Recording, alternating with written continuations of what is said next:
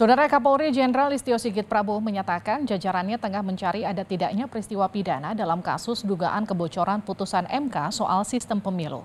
Kapolri menyatakan telah menerima arahan dari Menko Polhukam Mahfud MD untuk melakukan penyelidikan terkait dugaan bocornya putusan MK. Saat ini polisi masih melakukan koordinasi untuk menindaklanjuti kasus ini. Sebelumnya Mahfud meminta polisi turun tangan menyelidiki informasi yang disampaikan pakar hukum tata negara Denny Indrayana. Menurut Mahfud, pernyataan Denny bisa dikategorikan sebagai pembocoran rahasia negara.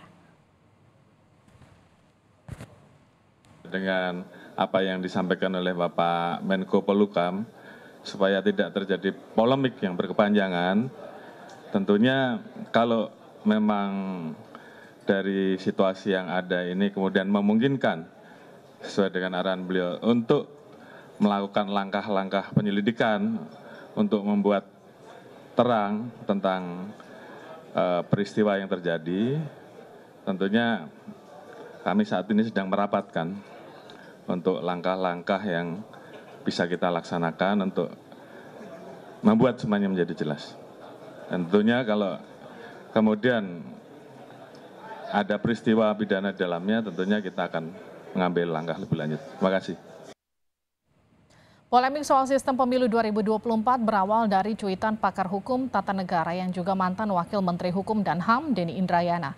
Di media sosialnya, Denny kemarin menyatakan mendapat informasi bahwa MK akan memutuskan pemilu legislatif kembali ke sistem proporsional tertutup atau memilih tanda gambar partai.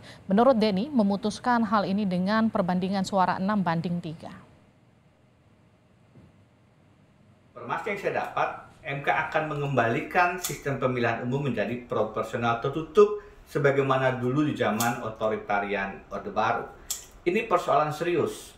Pertama, MK harusnya tidak masuk ke dalam sistem pemilu. Kedua, karena sekarang proses pemilu sudah berjalan, sudah ada daftar calon sementara, maka putusan di tengah jalan semacam ini akan mengganggu proses pemilihan umum legislatif. Akan terjadi kekacauan, chaos yang mengganggu persiapan pelaksanaan pemilu.